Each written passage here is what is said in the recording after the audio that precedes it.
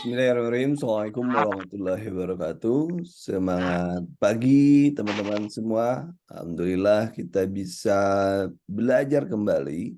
Belajar kembali untuk hari ini. Dan hari ini kita belajar tentang FR Manajemen Keperawatan. Ya, kemarin kita sudah membahas tentang apa kemarin itu? Gawat darurat dan sudah saya share ya materinya. Materinya belum ya, belum saya share ya. Yang sudah adalah videonya, nanti saya coba share ya setelah inilah. Oke, kita akan mulai dan bagi teman-teman yang ingin membeli e-book, silakan ada di website bimbaganduro.com, silakan dicek saja di sana. Dan materi ini ada juga, kalau kita lihat ini yang menarik teman-teman. Oh ya, sebelum saya lanjutkan, bahwa ada yang menarik, mungkin teman-teman yang dari D3, apakah tahun kemarin ada MAKP keluar di ujian? Nah, apakah ada keluar di ujian di D3? Kalau di NES saya enggak nanya ya, enggak akan. Nah, di ada ada. Jadi masak teman-teman Mas Sigit, ini Mas Sigit, kalau dari Mas Sigit itu mungkin kebetulan tidak dapat Mas. Tidak dapat. Tapi ke teman-teman D3 yang lainnya, kan saya juga melakukan riset dari seluruh Indonesia ya, dari seluruh Indonesia bahwa kalau kita lihat, saya sudah memberikan kisi-kisi kan kepada teman-teman semua. Ada kisi-kisi untuk D3, kalau memang belum dapat silahkan cek di materi kunci di materi umum. Saya sudah memberikan kisi-kisi bahwa di D3 itu sebenarnya tidak ada mata kuliah ataupun materi MAKP atau model asuhan keperawatan profesional, itu tidak ada. Kalau sesuai dengan Permen nomor 35 tahun 2019 itu tidak ada. Di permennya tidak ada. Yang jadi masalah, ada beberapa teman di D3 itu yang mendapatkan soal itu. Itu yang jadi masalah. Jadi kadang-kadang saya berpikir permen yang dikatakan sebagai kisi-kisi itu, itu menjadi panduan atau guideline, tetapi kita juga harus melebarkan ya. Kita harus melebarkan materi kepada materi yang lainnya. Jadi kenapa saya di D3 pun saya berikan kuliah pagi tentang MAKP, terutama tentang manajemen. Ini pun harus menjadi kita sama-sama ya, kita sama-sama sama-sama memahami bahwa memang kadang-kadang yang tidak ada di panduan pun keluar. Contoh lain. Di sana memang semuanya ada PHBS, tapi program-program yang lain itu tidak dijelaskan, tetapi muncul juga. Jadi kita harus sedikit membuat radar yang sedikit dilebarkan supaya kita, oh ini jawabannya seperti ini, oh apa materinya seperti ini. Jadi saya berupaya memberikan pada teman-teman apapun yang ditanya nanti, ya. Kalau prinsip teh botol ya, apapun makanannya, minumnya tetap diteguk gitu ya. Jadi apapun nanti soalnya Anda minimal memiliki pemahaman dan minimal Anda, oh ya saya pernah belajar ini dan nanti ini soalnya keluar, maka saya akan menjawab dengan benar. Bahwa saya ingatkan kembali bahwa saya tidak pernah bosan mengingatkan Anda bahwa target minimal yang harus Anda kuasai adalah 85%, 85% atau ekuivalen dengan 78 benar ya. Benar. Nah, benar. Jadi ini adalah soal yang harus benar. Ini minimal loh ya, minimal. Karena bagi kita PG, passing grade ya apalagi umum ya, untuk umum itu tidak penting bagi kita. Yang paling penting adalah jadi yang terbaik. Terbaik. Ya, terbaik. Kenapa? Karena kalau Anda dalam satu kabupaten dan Anda tidak ada yang lolos, misalnya di umum tidak ada yang lolos, maka akan datang dari daerah sejenis dari eh, tempat lain, puskesmas lain masuk ke Anda. Kalau Anda tidak lolos, maka Anda harus jadi terbaik. PG itu hanya sebagai eh, menyatakan bahwa Anda adalah lolos, ya, lolos layak sebagai seorang ASN.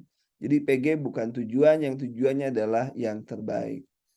Kemudian saya mengingatkan juga bahwa untuk teknis tidak ada kata bahwa saya tidak mengisi jawaban itu, tapi semuanya harus diisi.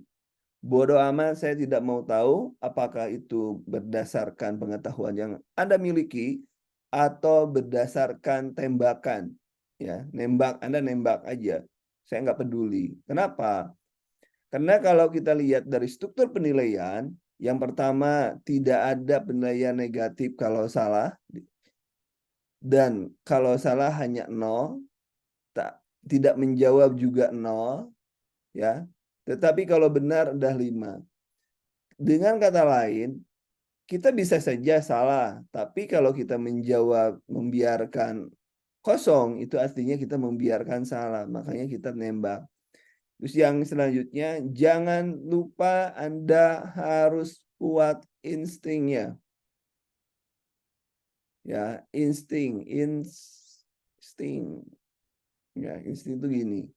Insting. Anda mendapatkan soal, Anda katakanlah oleh Anda ya, oh perasaan saya ini. Nah, kalau ada Anda berpikir ada perasaan, kira perasaan saya ini doh jawabannya, maka Anda pilih ini dan jangan pernah diganti sampai dengan 100 benar, 100% benar bahwa penggantinya itu benar-benar benar.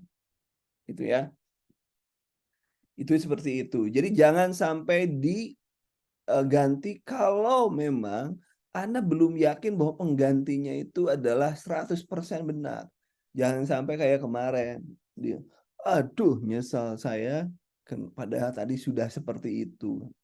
Tapi tiba-tiba saya ganti. Itu jangan sampai seperti itu. Dan itulah yang menjadi tips dan trik kita hari ini. Dan kita akan lanjutkan kepada materi. Saya sudah mengingatkan pada teman-teman semua bahwa MAKP adalah materi yang ada, walaupun soalnya mungkin 1 atau 2 ya. 1 atau 2, tetapi ini prinsip-prinsip ini yang memang kalau kita lihat dari Permen, tadi sudah mengatakan bahwa dari Permen nomor 35 itu di D3 tidak ada, tetapi ternyata muncul di ujian. Maka tidak ada salahnya Anda menyimak materi.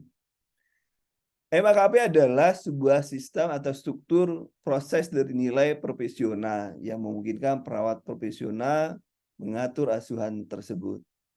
MAKP merupakan salah satu upaya meningkatkan mutu pelayanan di rumah sakit dalam pelayanan keperawatan untuk meminimalkan kesalahan dan kelalaian. Nah, di sini tentunya ada kesalahan kelalaian. Ini saya lupa nih. Kayak Sentinel itu juga masuk ke manajemen ya, kayak Sentinel. Kemudian apakah kejadian tidak diharapkan? Anda masih ingat yang itu? Saya lupa tadi nggak dimasukkan. Tapi materi ini sudah ada di min map ya, sudah saya buatkan di min map. Jadi Sentinel dan lain sebagainya KTC gitu. Nyaris juga KNC ya. Itu juga nyaris cedera misalnya. Itu juga bagian dari kelalaian dan kesalahan. Tapi ini untuk meminimalkan ya. Dan Anda harus paham yang kayak gini. Kemudian selanjutnya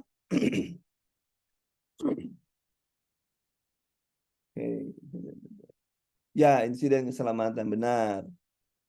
Benar sekali. Jangan lupa ya. Kemudian selanjutnya ada MAKW primer, ada primer nih yang primer ya. Ada primer, kemudian ada modular gitu ya. Kemudian juga ada tim, kemudian juga ada kasus. Pada prinsipnya materi-materi tersebut juga sudah saya berikan pada teman-teman, sudah saya berikan di materi ya sudah saya berikan. Nah, ini sebagai catatannya Anda boleh membuat catatan ya. Catatannya boleh nanti dibuat atau dibikin ya catatannya. Silakan dicatat. Walaupun nanti saya berikan materinya juga saya berikan nanti ya. Yang kemarin belum, yang ini juga nanti saya berikan. Nanti saya coba membuat materi ya, materi-materi yang kiranya Anda bisa ada tambahan lah, sedikit-sedikit. Tapi jangan lupa harus Anda baca ya, harus Anda baca. Nanti saya buatkan sebentar. Supaya, karena di manajemen itu yang menjadi kisi-kisinya saja adalah gaya kepemimpinan, kemudian metode asuhan keperawatan, kemudian tingkat ketergantungan pasien, kemudian juga manajemen konflik, keselamatan pasien itu yang tadi ya sudah, kemudian etik dan legal. Etik ya, etik harus masuk juga ke sini ya, etik ternyata. Ya itulah nanti akan kita coba bahas lah ya.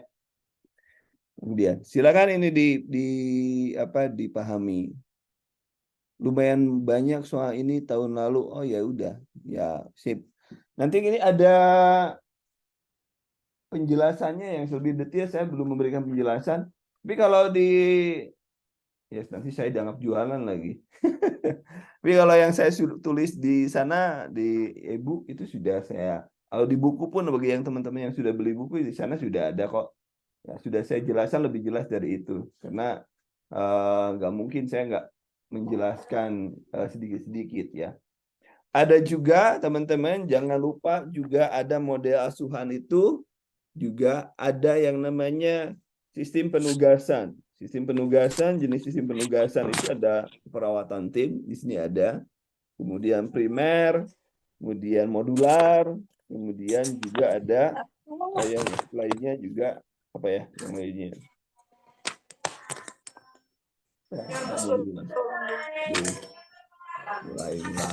Mulai. Panas ya. Oke, ini nanti kita cek ya. Nah di sini aja nanti Anda ke sini aja kalau mau beli e-book ke bimbakanduro.com silakan kalau mau beli. Sudah ada semuanya sudah saya jelasin di sana.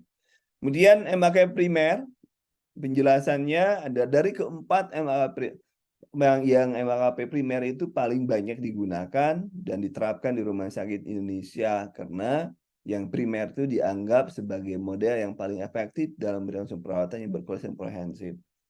Dan di sini ada beberapa kelebihannya, lebih ya ada keperawatan lebih individual dan holistik. Perawat primer dapat melakukan pengkajian yang lebih mendalam. Perawat primer dapat membangun hubungan yang lebih baik dengan pasien, komunikasi antar perawat lebih lancar, asuhan keperawatan lebih terkoordinasi, dan mutu asuhan lebih terjamin. Ini adalah keuntungan primer. Jadi di Indonesia paling banyak menggunakan yang primer. Kemudian ada kekurangannya, memerlukan perawat yang memiliki kompetensi dan keterampilan yang tinggi, biaya yang lebih besar, ya, memerlukan ruangan yang lebih luas. Pada akhirnya MAKP juga tergantung pada kebutuhan di rumah sakit. Jadi karena besar inilah ya, karena besar, kemudian ruangan juga harus luas. Jadi akhirnya tergantung pada rumah sakit yang mau pakai apa. Kemudian yang kedua, yang sering muncul adalah gaya kepemimpinan. Siapa yang kemarin dapat gaya kepemimpinan? Ayo. Jadi yang primer itu banyak keluar. Jadi banyak keluar, tolong dibaca nanti di min map maupun di materi yang nanti saya kirim kepada Anda. Silahkan dicek.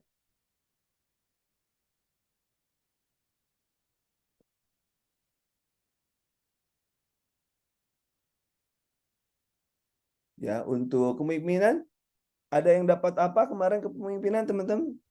Ya, Bu Tias dapat apa, Bu? Bu Tias silakan dapat apa untuk kepemimpinan? Ada dapat berapa lah? Saya nggak dapat apa ya kepemimpinan. Dapat berapa soal, Bu? Kira-kira ingat nggak, Bu? Kemarin dapat berapa soal? Silakan. Oh, soalnya ada 3. Coba Anda kalau ada 3 coba. Repot kan dunia persilatan, ya. Kalau Anda tidak ngerti, wah ini kan repot ini. 2 sampai 3 tuh.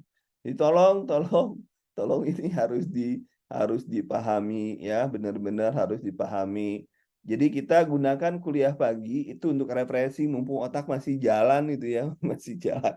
Belum belum kena kasus, belum kena pasien, kita masih jalan otak kita kalau pagi-pagi. Eh, Kalau saya udah jam 3 saya udah belajar jam 3 dan karena kebetulan saya juga lagi belajar juga gitu. Saya juga ikutan belajar. Malah saya jadi trainer ya apa ya? Orang yang belajar ya. Jam 3 saya sudah belajar. Jadi jam 3 belajar untuk diri saya, nanti setelah subuh baru saya belajar menyiapkan untuk teman-teman semua. Ini tugas saya juga belum belum belum selesai masalahnya. Males. Tapi udah selesai kok. Baru tugas saya yang diberikan dari mentor itu baru 50% selesai. Jadi saya juga baca terus Udah sampai ilmu. seberapa penghasilan ratusan juta sebulan. Apalagi Anda yang mau ujian sebentar lagi ya. Ya.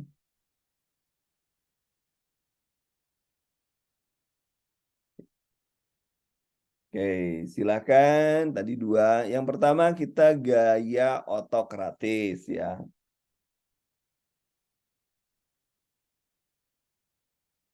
Ya, gaya otokratis itu lebih cenderung kepada gaya kepemimpinan terpusat pada pimpinan ya, terpusat pada kepemimpinan, pengambilan keputusan dia sendiri ya. Kemudian uh, tidak melibatkan bawahannya dalam proses pengambilan yang mungkin yang kepemimpinan ini yang efektif dalam suatu membutuhkan pengambilan keputusan yang cepat dan tepat. Nah, kadang-kadang kalau di IGD misalnya, di IGD pakai apa nih kira-kira kepemimpinannya? Ya kita ke kasus ya IGD. Kalau misalnya bukan otokratis, siapkan, misalkan nggak salah dokter atau orang, ayo ini ada pasien nih, kita siapkan belangkar. Tiba-tiba kata temennya, lah jangan dulu belangkar, kita belum lagi masih lapar, kita siapkan mie goreng dulu. Nah itu pasiennya mati itu. Jadi kalau di IGD ya memang harus orang yang tegas, yang strict terhadap aturan. Karena ujungnya adalah menghadapi yang merah. Apalagi kalau kita tahu orang-orangnya masih tidak memiliki tingkat kedewasaan yang tinggi. Itu butuh sekali otokratik. Tapi kan saya nggak bisa ngajarin Anda. Sekarang Anda baca ini. Nah, itu kan ini pembelajaran orang dewasa. Tapi kan saya harus juga mengatakan bahwa Anda harus baca ini gitu ya. Kadang-kadang juga seperti itu. Kemudian yang kedua adalah demokratis. Demokratis di mana pimpinan melibatkan bawahannya. Ya kalau santai-santai misalnya di ruangan seorang manajer, oh kita banyak kasus nih, kasus dekubitus, kasus pasien jatuh. Oh kira-kira pelatihan yang penting bagi kita gimana? Maka itu kan demokratis. Jadi anak buah Anda itu memberikan masukan-masukan. Tapi kalau di ruangan-ruangan yang memiliki tingkat stres tinggi dan memiliki waktu time respon atau waktu untuk memberikan respon itu yang sangat cepat, otokratis lebih bagus dibanding demokratis, ya. Otokratis lebih bagus dibanding demokratis. Jadi juga dari 2 kita sudah tahu bahwa tergantung kita tempatnya di mana, ya. Kemudian partisipatif adalah gaya kepemimpinan yang merupakan gabungan dari otokrasi dan demokratis. Pimpinan memberi kesempatan pada bawahan untuk memberikan masukan dan pendapatnya, tapi keputusan akhir tetap berada di tangan pimpinan. Itu partisipatif. Ada partisipasi dari anggota, jadi gabungan dari otokratis dan demokratis. Contohnya misalnya kalau yang demokratis diputuskan dalam rapat bersama, misalnya contoh dengan suara terbanyak, dengan aklamasi, dan lain sebagainya. Tetapi kalau partisipatif, ayo silakan memberikan masukan kepada saya untuk meningkatkan kualitas pelayanan. Mungkin teman-teman bisa memberikan masukan kepada saya. Semua orang memberikan. Akhirnya dari sekian banyak masukan, saya memilih bahwa kita harus naikkan gaji misalnya. Itu adalah masukannya macam-macam, tetapi yang memutuskannya adalah pimpinan. Itu namanya partisipatif. Kemudian yang ketiga, yang keempat adalah gaya kepemimpinan laissez-faire. Adalah gaya kepemimpinan yang memberikan kebebasan kepada bawahan. Ini kadang-kadang kalau pimpin anak buahnya memiliki kompetensi yang tinggi, ya contoh,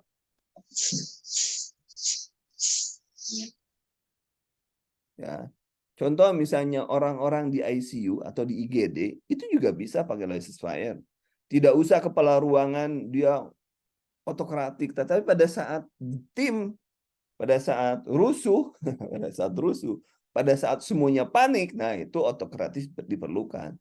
Tapi kalau pada saat di semua orang memiliki kemampuan yang sama, memiliki kreativitas yang sama dalam sebuah. Jadi kadang-kadang seseorang itu kadang-kadang dia tidak membutuhkan, kan ada orang yang membutuhkan pengarahan, tapi dia ada orang kalau untuk bekerja dia membutuhkan pengarahan, tapi juga ada orang yang tidak hanya membutuhkan pengarahan, dia sudah dewasa banget gitu kan. Karena ada anak buah kita yang seperti itu. Dan anak buah yang sudah dewasa banget ya sudah, dia dibiarkan aja untuk melakukan kebebasan terhadap bawahannya. Tapi kalau orangnya tingkat pendidikannya misalkan rata-rata, misalkan misalnya di bawah kita, misalnya di bawah misalkan SD, nah kita tidak bisa memberikan SD masuk ke rumah sakit, nggak bisa kita memberikan kemungkinan laissez-faire gitu kan. Tapi kalau misalnya perawat semuanya memiliki kompetensi yang sama karena dinyatakan kompeten, semuanya dinyatakan memiliki syarat kompeten menjadi perawat karena sudah lulus UKOM, karena sudah punya STR, ya laissez-faire cocok. Tapi kembali lagi bahwa tingkat kematangan seseorang itu mempengaruhi gaya kepemimpinan. Jadi walaupun lulus kompeten tapi dia tidak punya inisiatif, ya percuma saja. Ya percuma saja. Tetap harus diarahkan. Kan dia ada orang lulus ya harus diarahkan. Kamu harus gini, coba Anda lihat di puskesmas, di rumah sakit teman Anda. Kadang-kadang orang itu juga ini tuh dia tuh bisa, cuman dia butuh pengarahan gitu. Ya. Bukan tidak bisa dia, tapi dia butuh, nih kamu harus kerjain ini dulu. Dia kalau sudah gitu dia jalan sendiri. Kayak itu, seperti itu. Ada juga ya. Jadi nggak heran ya kalau ada teman yang seperti itu. Kemudian nomor selanjutnya, bukan nomor selanjutnya, ada fungsi manajemen. Fungsi manajemen ada yang keluar kemarin, ada yang dapat fungsi manajemen. Ini pada tahapan apa? Ini pada tahapan apa? Ada yang dapat itu seperti kemarin? Ada nggak? Yang dapatan seorang perawat memberikan penjelasan kepada para pekerjanya atau para anak buahnya tentang apa yang akan dilakukan dan meminta saran pada anak buahnya tentang apa yang dilakukan tahun depan. Maka termasuk pada tahapan apa, kan gitu ya. Oh ada tuh, jadi kayak gitu. Ini soalnya mudah-mudah kan. Bu Ana. Bu Ana dimatiin. Dimatiin, bukan mati orangnya, mic-nya. Itu perencanaannya seperti itu. Kemudian organizing, perencanaan misalnya menetapkan tujuan, menganalisis lingkungan internal eksternal, mengembangkan strategi, tujuan organisasi, mengembangkan rencana kerja, implementasi. Itu bagian dari perencanaan. Kemudian yang selanjutnya adalah pengorganisasian atau organizing, ya. Itu adalah mengatur sumber daya organisasi, ya, mengatur sumber daya organisasi.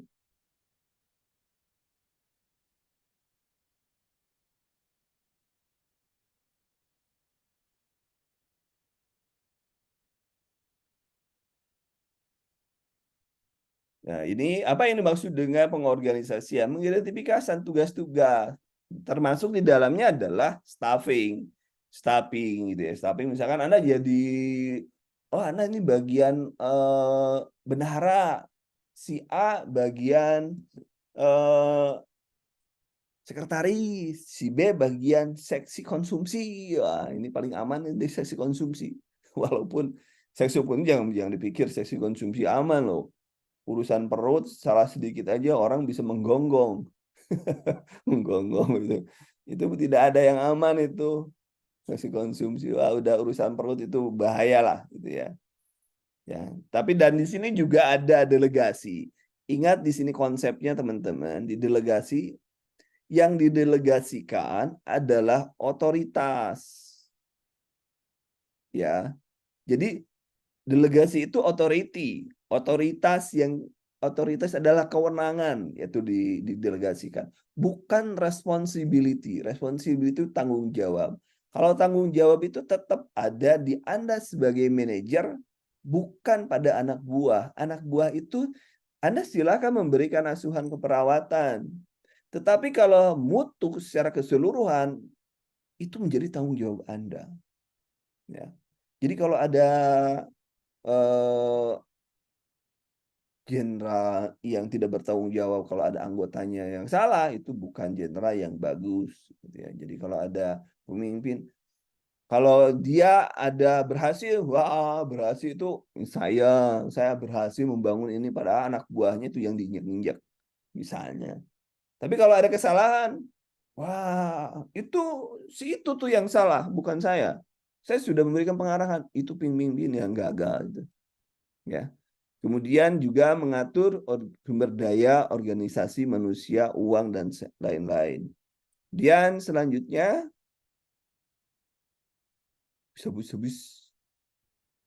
actuating. Actuating adalah pengarahan. Pengarahan. Ya, ada pengarahan, proses penggerakan, memotivasi bawahan. Jadi kalau ada bawahan bawahan lemah gitu ya. Wah, Anda jangan lemah gitu. Itu kalau termasuk saya juga harus memotivasi Anda. Anda mau lulus sekarang atau mau lulus besok? Ya.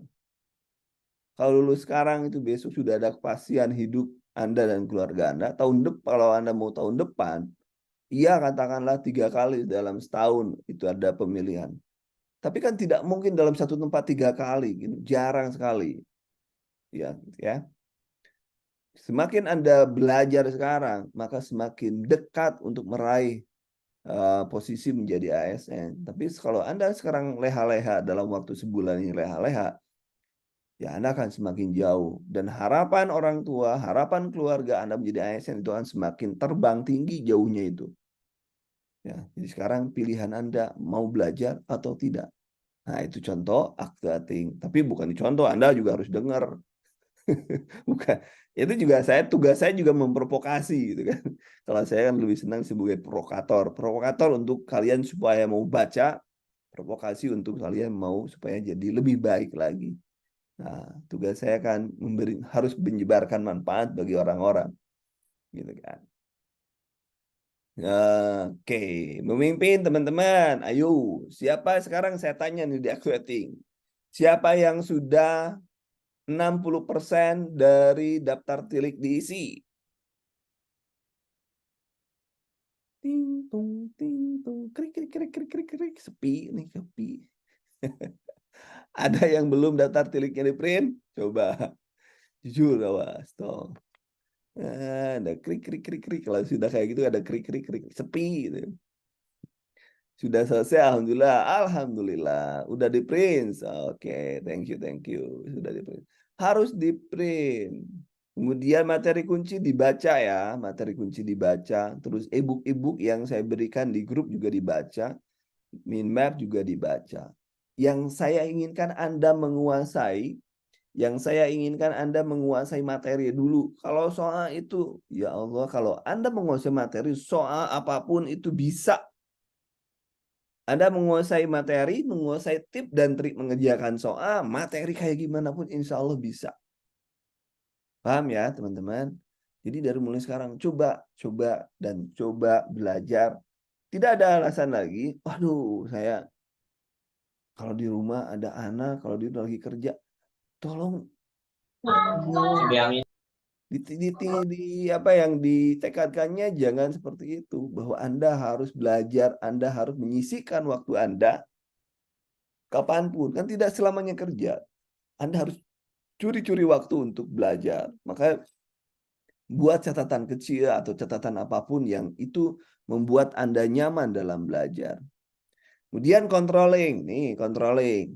Pengawasan, mengukur, membandingkan kinerja dengan standar. Jadi yang standar itu kalau Anda mau maju,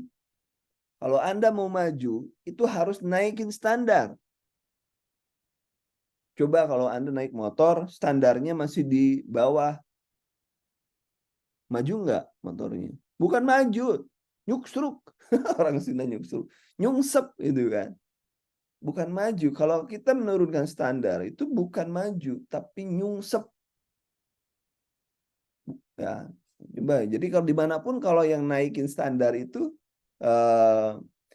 belajar efektif tuh ada pertanyaan. Belajar efektif sehari itu belajar efektif. Anda harus belajar 6 jam. Kan belajar dengan saya itu pagi 1 jam. Siang sore itu 1 jam. Anda cari lagi 1 jam lagi, 2-3 jam lagi belajar mandiri. Waktunya mau di ini siang. Yang penting mau 20 menit sekali belajar, mau 30 menit sekali belajar. Yang penting ada belajar. Dan belajar itu harus diulang-ulang. Kita kan punten-punten maaf ya, kita semua sudah tahapan PDI ya, bukan partai ya. Sekarang kita itu sudah PDI, penurunan daya ingat. Lu apa yang sini ya, apa yang sini, apa dengan yang itu. Lupa yang itu, ya itulah kita. Actuating, organizing ya, kalau actuating itu lebih kepada pendelegasian, memang ada pendelegasian. Oh, kalau misalnya, oke lah. Kalau Anda sudah mahir, maka kamu ini tugas kamu, hampir sama lah. Tapi kalau lebih mengarahkan, kalau di actuating lebih kepada pengarahan, mendorong gitu, lebih mendorong. Tapi kalau di vision, kalau di apa yang tadi di organizing, kita hanya ini tugas ini tugas ini, tugas ini. Tapi kalau di actuating kita bisa mendelegasikan tugas, hampir mirip sih sama gitu ya. Memimpin bawahan, ayo kerjakan gitu. Dan di dalamnya juga ada directing sih sebenarnya. Mendirect, mengajak bawahan Anda, ya. Kemudian keempat fungsi manajemen tersebut saling melengkapi, ya, itu ya. What? Ya. Nah, kemudian yang ada juga adalah tingkat ketergantungan. Ada temen ya, PDI, penurunan daya ingat. Iyalah Mas, saya kadang baca yang sebelah sana, udah baca apa ya sebelah sini. Kok baca sebelah, kok yang itu lupa. Itu PDI, penurunan daya ingat. Ini juga ada ya teman-teman, di ujian kemarin ada siapa yang menemukan ini, soal ini? Ketergantungan pasien. Tingkat ketergantungan pasien siapa?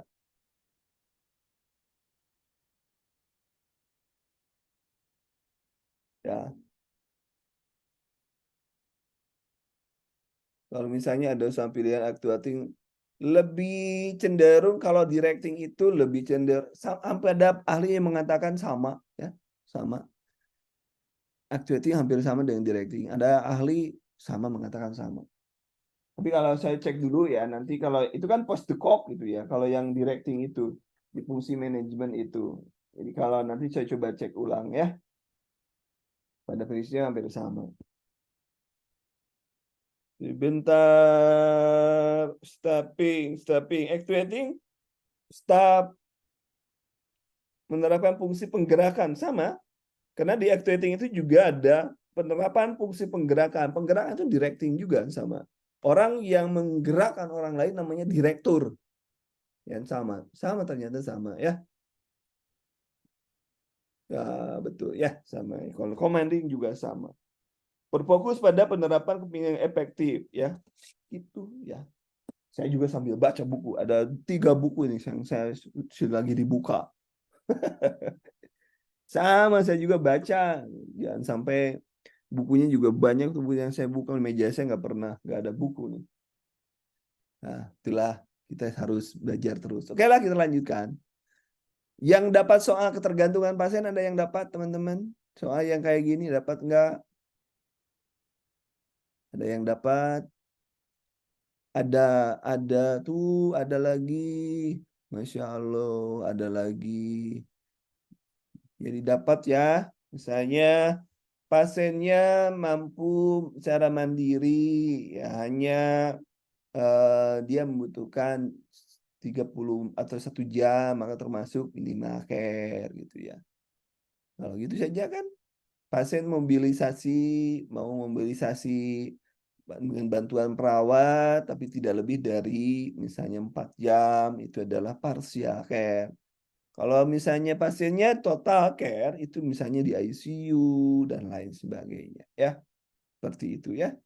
Itu adalah bagian dari soal yang ada di manajemen kemarin. Jadi teman-teman silahkan pahami itu ada ya. Jadi ini kita kan teman juga FR, maka kita dapat ini loh yang kemarin yang keluar, dan ini pun yang saya pikir tidak akan jauh lah soal-soalnya yang seperti kayak gini juga. Cuman mungkin kalau kemarin keluarnya parsial, sekarang keluarnya total, gitu saja sih. Kalau kemarin Jawa keluarnya misalnya jamnya keluar, sekarang klasifikasinya gitu. Itu bisa. Soal itu dibolak-balik karena materinya itu saja gitu kan. Itu teman-teman begitu. Mudah-mudahan ada yang sampai di sini, ada pertanyaan teman-teman. Mudah-mudahan tidak ada dan habis ternyata. Dan yang harus Anda baca, ternyata saya ada tambahan lagi. Silakan, yang harus Anda baca adalah terkait dengan ternyata di manajemen itu ada etik ya. Ada etik, nanti saya susun lagi untuk etik.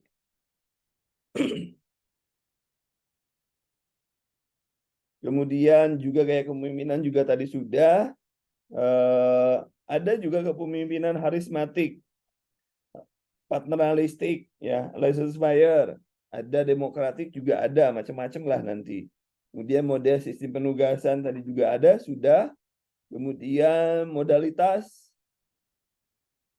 dalam keperawatan, misalnya ada diskusi refleksi kasus, termasuk ada timbang terima, jangan lupa itu menjadi bagian ya. Ada timbang terima, ada ronde keperawatan, nanti saya buatkan materinya. Setelah ini saya akan tambahkan di materi ini, nanti insya Allah saya share untuk Anda. Ya, saya timbang terima, ada ronde keperawatan itu maksudnya apa, dan lain sebagainya. Ya, nanti itu tambahannya. Jadi nanti saya tidak langsung diberikan materinya, saya lengkapi dulu, baru kemudian saya berikan pada Anda. Contoh. Misalnya contoh ya. Saya berikan soal nih, contoh. Silakan didengerin, karena tidak buat saya soalnya. Seorang laki-laki berusia 55 tahun dirawat dengan keluhan penurunan kesadaran. Hasil pengkajian didapatkan kondisi kesadaran delirium, pasien gelisah, ADL dibantu, terdapat luka pada telapak kaki kanan yang bersifat kronis. Hasil laboratorium menunjukkan gula darah 400 mg per dl. Perawat menentukan kondisi pasien untuk perawatan selanjutnya. Apakah tingkat ketergantungan pasien tersebut intermediate, intensif, minimal, parsial, total?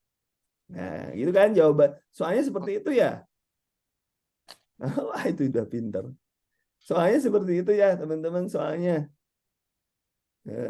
Itu kan. Udah pinter-pinter. Saya senang sekali.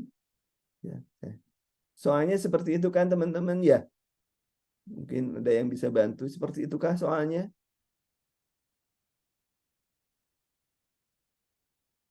Ya, kurang lebih seperti itu. Thank you. Nanti kita belajar di manajemen. Nanti kalau ada manajemen, berarti nanti kita belajar pembahasan soal. Ya, pembahasan soal yang seperti itu.